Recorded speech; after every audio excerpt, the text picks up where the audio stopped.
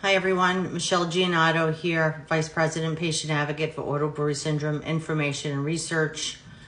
In my previous videos, I talked about our struggle with getting a diagnosis, getting diagnosed, and the next couple of videos are going to be about steps forward, getting treatment and diet.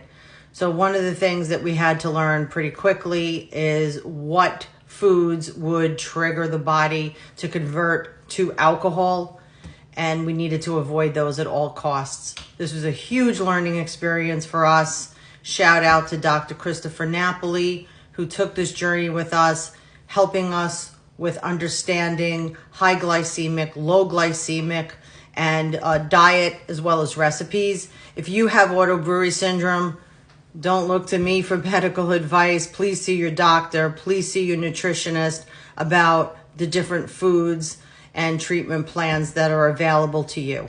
You could reach out to our nonprofit for information, and we will absolutely supply that to you, what we know so far to date. I want to show you some foods that people think for auto brewery patients, they're healthy, but they're really not. Let's go over them.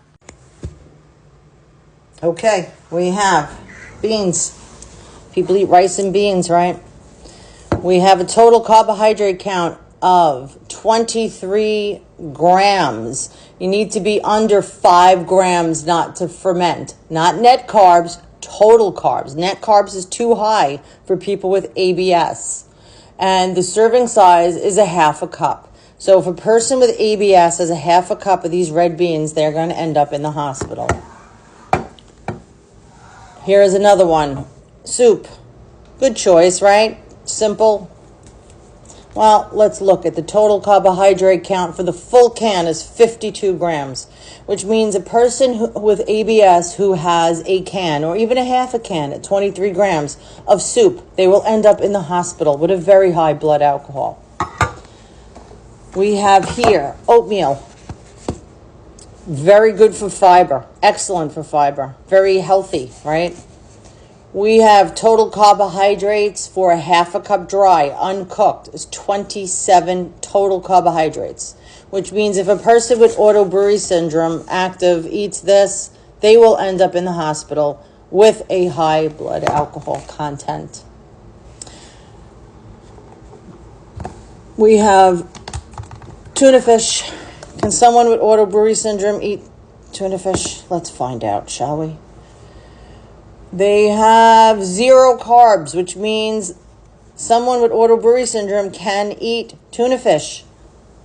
Can they put mayo? Let's find out. What's the total carbohydrate count? It is 0. That means that a person with auto-brewery syndrome can have tuna fish with mayo. However, they can't put it on bread because bread is way too high. Let's say they wanted to have a hamburger. I'm about to throw this bottle out. It's almost empty, but I wanted to show you. Can they put tomato sauce, tomato ketchup on a hamburger? If you get the no sugar added version, total carbohydrate count 1 gram for 1 tablespoon. This is doable. And they also have tomato sauce that has no sugar. So if you want to add that as well to your meals. A person with auto-brewery syndrome cannot eat high glycemic foods that convert to sugar quickly because that feeds the yeast and bacteria and they will end up in the hospital. Some of the things they cannot eat are corn, potatoes, rice, fruit juice, regular milk, bread, cereal, pasta. The list goes on and on.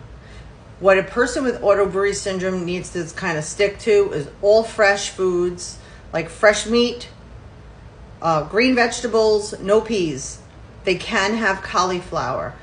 So these are the foods that will not convert to sugar quickly and feed the yeast and bacteria. They could have all seafood. They could have shrimp. These side dishes, again, mostly green vegetables, a lot of salad, and they do have very low carb salad dressing. You're looking for the full fat, not the reduced fat, not the sugar-free. They're adding more chemicals and more sugar to make it taste good. So that is basically a diet for someone with auto-brewery. It's not net carbs. Net carbs is too high. You're looking at the total carbohydrates, under 5 grams. Very difficult diet to follow, very difficult diet to stick to.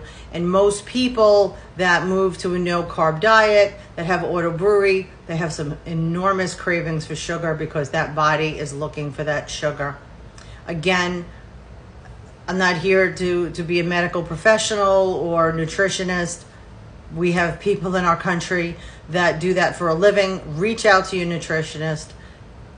Have them guide you on low glycemic foods and help with staying under 5 grams. We do have a document that we can give you on what we recommend that you can eat. Each person's body's different. Everybody has different medical needs. So again, consult with your doctor, consult with your nutritionist, come up with a meal plan that works for you so that you stay out of the hospital, so you don't want your body converting the food to alcohol.